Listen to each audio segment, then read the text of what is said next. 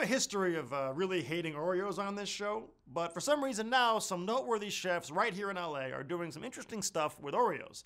And for the first time ever, I don't mean butt stuff. But who knows? I mean, maybe they are.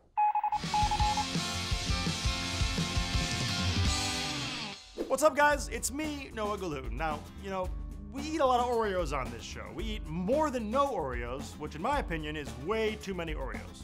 But Oreo started doing this new promotional thing called Oreo Hacks, in which they actually got some pretty noteworthy LA food people to mess around with Oreos and see what they could come up with. For one, they got Roy Choi of Kogi fame. He's sort of the guy who launched the modern food truck era here in Los Angeles and expanded it pretty much across the country. Roy's Oreo hack was to use golden Oreo cookies and mix it into a breading to pan fry some chicken tenders, and then just for yucks, he had a little banana ketchup he made to dip them into.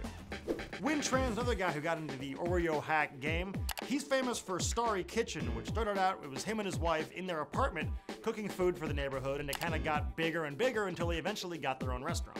Nguyen made sort of a bread pudding out of things he bought from the corner liquor store. It was really just Oreos, diet cherry soda, peanuts, and pound cake, and I mixed them all together, and let me tell you, Nguyen is a great guy, love his food, love his restaurant. I'm sorry, buddy, that looked like a big pile of shit. The third Oreo hack comes from acclaimed chef Michael Voltaggio, who actually won Top Chef a few years back. He used his Oreos to make kind of a dessert chips and salsa. Voltaggio also did a version of a shandy, which is like a beer cocktail, where he used lemon-flavored Oreos to replace the lemonade in the cocktail.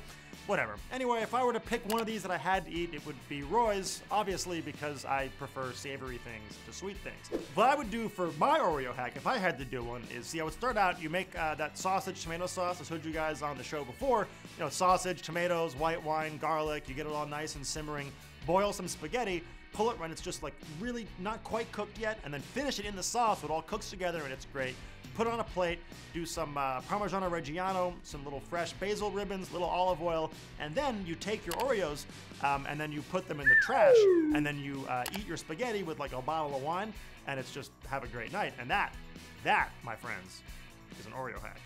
Now, there are videos you can watch of these chefs making these Oreo hacks, so feel free to watch those, but also scroll down on this video and type in some comments about what you think of these things, what you would do with an Oreo hack, and hopefully it's what I would suggest, which is you take your Oreos and then you ship them back to Nabisco with a note that says, please stop making our children obese.